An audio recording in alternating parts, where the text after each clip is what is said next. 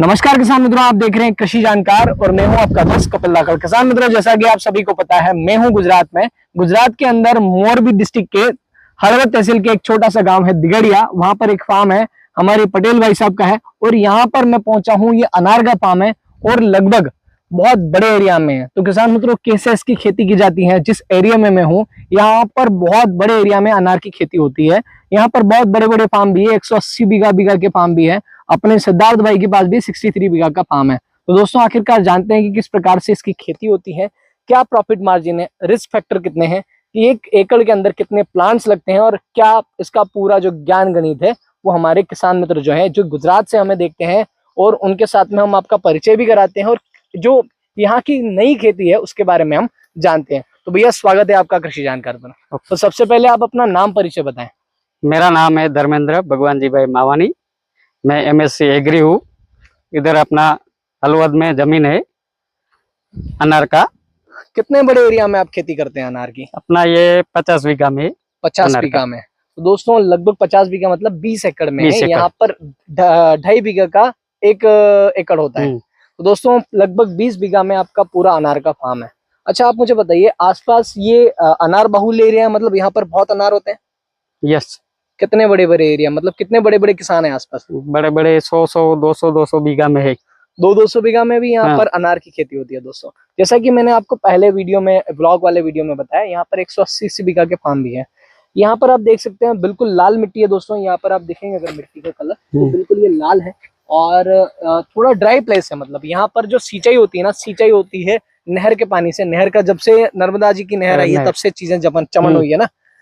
तो दोस्तों, और भी आप मुझे बताइए, ये जो खेती है ये इस एरिया में बहुतायत से होती है, बागबानी वाली फसल है। और 1 एकड़ में कितने प्लांट लगते हैं? 1 एकड़ में 450 प्लांट। 450 प्लांट। तो दोस्तों, 1 एकड़ में 450 प्लांट लगते हैं। और ये जो प्लांट आप मेरे पीछे देख पा रहे हैं, ये कितने, इनकी एज क्या रही होगी?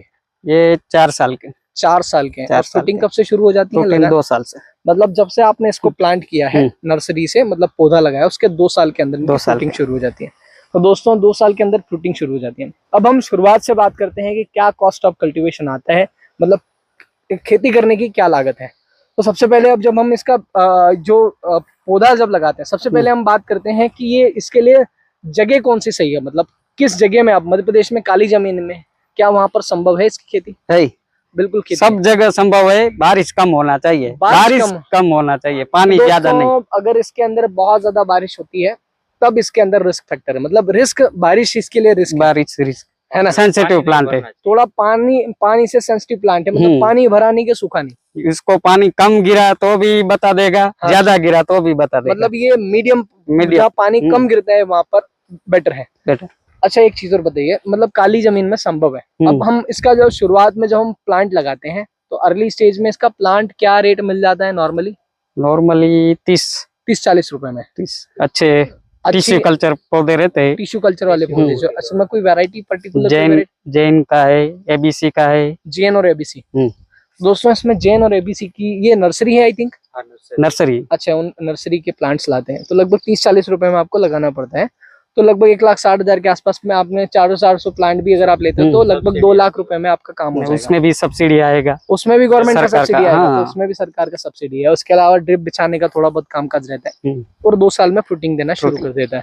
तो दोस्तों, यहाँ की मेन फसल है। अच्छा, मुझे बताइए, अभी ये मुझे नहीं पता है इसके बारे में, आप मुझे बताइए कि सबसे बड़ी बात, ये साल में कितनी बार फलता है? 1 बार या 2 बार? साल में 1 बार, 2 साल में 3 बार।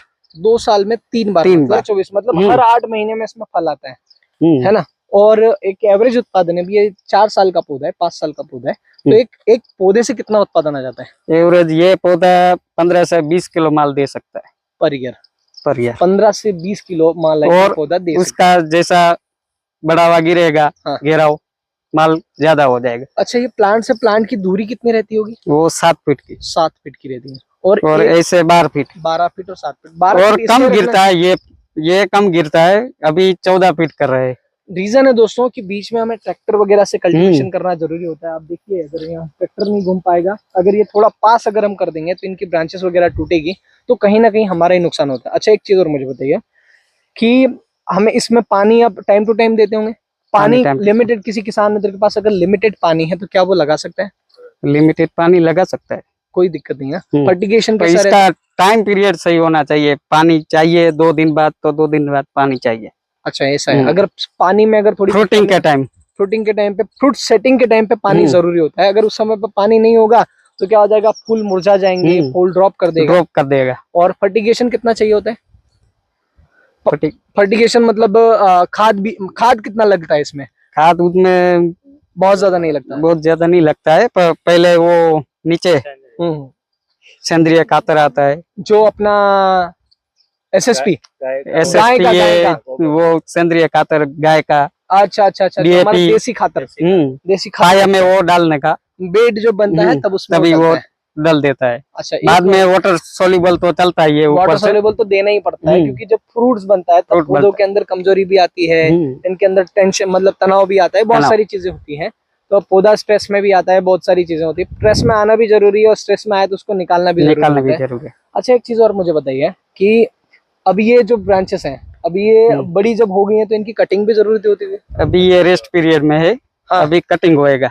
रेस्ट पीरियड में है मतलब अभी कितने समय पहले यहाँ से आपने फसल ले ली है? फसल अभी 1 महीना हुआ। 1 महीने पहले यहाँ से फसल ले चुके हैं आप? अभी 1 महीना रेस्ट होएगा। हाँ।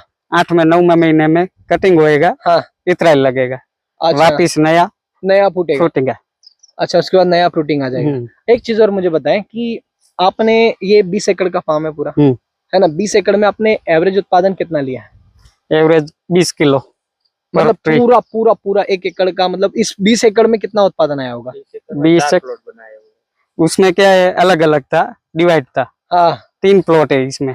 अच्छा, इसमें आगे पीछे इतना लगा था। हाँ हाँ हाँ, इसलिए अच्छा, एवरेज पर ट्री 20 किलो माल आया। तो दोस्तों, पर एक पौधे का लगभग 20 किलो के आसपास आपने उत्पादन लिया है।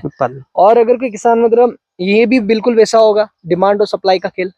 जिस साल फसल सब लोगों की खराब होती है, अगर आपके पास अच्छी फसल है तो दाम अच्छा मिलता है। जिस साल सबकी अच्छी होती है उस साल भाव कम मिलता होगा। कम मिलता है। तो अभी तो ज्यादा मंडी भी हो गया है। हाँ, बहुत ज्यादा मंडी भी हो गया है। बाहर किधर देने के लिए जाना भी नहीं पड़ता है। हलवद में 6 मंडी है। अच्छा, अनार का 6 मंडी? हाँ, अनार का। से 2 बार दुबई का एक्सपोर्ट हुआ कंटेनर इस बगीचे से। तो दोस्तों, जैसा कि आपने सुना, आजकल का जो इंडिया है वो बहुत ज्यादा एडवांस हो गया है। तो यहाँ जब जिस खेत के अंदर मैं खड़ा हूँ, यहीं से सीधे जो है दुबई के लिए एक्सपोर्ट होता है। तो आजकल जो है हमारे पास जो, ये समझिए कि दुबई जैसी जो कंट्रीज है ना, जो एक्सपोर्ट वाली जो कंट्रीज है, वो समझ लिए हमारे अहमदाबाद की तरह है। जब एक्सपोर्ट करना होता है तो अहमदाबाद भेजो या दुबई भेजो बराबर है, दोनों को खेत से माल मिलता है। तो दोस्तों, एक चीज और मुझे बताइए कि नॉर्मल एक एवरेज भाव क्या समझ सकते हैं अपन? कभी कभी बहुत कम भी रहता होगा। बॉटम एवरेज भाव 50 40 50। 2 साल से 80 प्लस चल रहा है। 2 साल से 80 प्लस चल रहा है। तो दोस्तों, डिपेंड करता है कि साल कैसा है। 80 रुपए किलो भी। इस बार क्या भाव तक बेचा आपने? इस बार अलग अलग रेट से बेचा है। हाँ। एवरेज अपना 70 रुपया छूटा। 70 रुपये के आसपास छूटा है। तो दोस्तों, काफी अच्छी चीज है। अगर 70 रुपए किलो अगर दे रहा है तो ठीक है।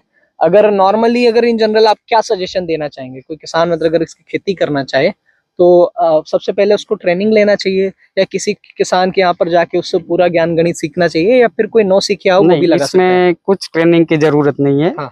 थोड़ा बहुत कॉमर्शियल पाक जैसा है। हाँ। जो कॉमर्शियल में अपने दवा डालते, खाद डालते, वैसा थोड़ा उसको तो मालूम रहता है। नॉर्मली बाद में क्या है, कंसल्ट आते हैं इसके। अच्छा, वो रेगुलर आप पर्ची बना के दे के जाते देते हैं। वो रूटिंग करने उनका का चार्जेस होता है? उनका चार्जेस होता है पर ट्री 10 रुपये। 10 रुपीज। 10 रुपये फ्री ऑफ भी आते हैं कंपनी वाले। कभी फ्री भी आते हैं, उसका दवा डालना उससे लेना पड़ता है। पड़ता है। अच्छा, मुझे एक और बताइए, कोई रिस्क फैक्टर है इसमें? फल के अंदर कोई कीड़े लगते हैं, या फिर फफूंद आती है, फल ड्रॉप होते हैं, ऐसी चीजें होती है इसमें? वो क्या है, बारिश के टाइम ज्यादा होता है। बारिश के समय में जड़ में भी कोई समस्या है? जड़ में आता है, नेमेटोड घाटे हो जाता है। अच्छा, तो वो रुक जाता है फल उधर ही। अच्छा, तो ब्रेक हो जाता है। उसके लिए भी आप फिर नेमेटोसाइड डालते हैं? फंगस फंगस की भी समस्याएं रहती हैं, ड्रेंचिंग करते होंगे आप? तेलिया मतलब जो थ्रिप्स नहीं, पूरा पौधा ही पीला करके सूखा देता है। अच्छा, वो तेलिया अलग है वो? वो नासिक में अभी ज्यादा हो गया था, पूरा बगीचा फेल हो गया। नहीं तो अपना हब पहले वो नासिक है, अनार और अंगूर का। अंगूर, प्याज। दोस्तों, नासिक जो है पूरा बागबानी वाला क्षेत्र है। और भी कोई चीज अपनी ओर से किसानों के लिए एडिशनल चीज अगर आप बताना चाहें तो? दाड़म में खेती करो अंकल। ये अनार का खेती बहुत अच्छा है। हाँ। थोड़ा रिस्की है हाँ। पर अच्छा है, नहीं। शॉर्ट टाइम में अच्छा, ज्यादा अ, कमा के देता है। अच्छा एक चीज मैं बताता हूँ, नॉर्मली हर चीज रिस्की होती है। अगर हम ग्रेन को छोड़ दिया जाए तो सोयाबीन और गेहूं और चना रिस्की नहीं है, बाकी सारी फसलें रिस्की है। प्याज भी रिस्की है, हाँ। लहसुन भी रिस्की है। अगर इसके अलावा हम अमरूद वगैरह लगाते हैं तो वो भी रिस्की है, संतरा भी रिस्की है। प्रॉब्लम क्या होता है कि पूरा गेम डिमांड सप्लाई का होता है। अगर डिमांड और सप्लाई के बीच में सामंजस्य है तो हमारे चीजों का जो रेट है वो अच्छा मिलेगा। अच्छा मिलेगा। अगर हम बहुतायत से इसकी खेती होने लगी, अगर आपके यहाँ पर अगर आसपास में 4000 एकड़ में ये अनार हो रहा है, अगर उसके प्लेस पे अगर ये 20,000 एकड़ में हो जाएगा तो फिर आपके भी रेट जो है डाउन हो जाएंगे। डाउन। लहसुन के अंदर भी सेम चीज है। मैं तो लहसुन की खेती जो है उसको लीगल सट्टा बोलता हूँ। ड्रीम 11 पे टीम बनाओ कि लहसुन की खेती करो, बराबर है। बराबर। कोई भरोसा नहीं है भाव आए ना भी आए, क्योंकि पूरा डिमांड सप्लाई का गेम है। अगर खपत अच्छी है और सप्लाई कम है तो अच्छा भाव रेट अच्छा मिलेगा। रहेगा।